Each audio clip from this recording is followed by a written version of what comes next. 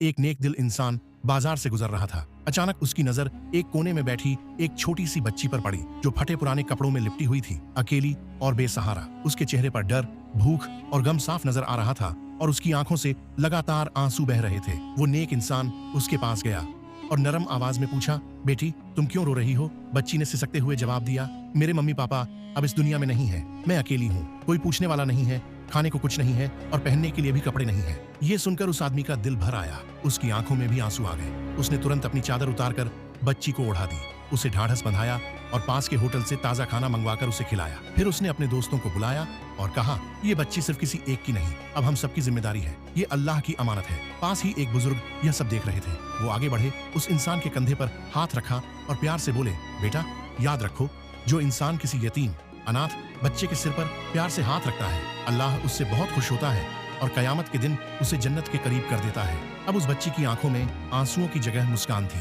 उसका अकेलापन और डर खत्म हो चुका था। इंसानियत के उस छोटे से काम ने उसकी जिंदगी बदल दी। अनाथ बच्चों की मदद करना, उनका सहारा बनना और उन्हें अपना समझकर उनसे प्यार करना, ये इंसानियत का सबसे खूबसूरत काम है।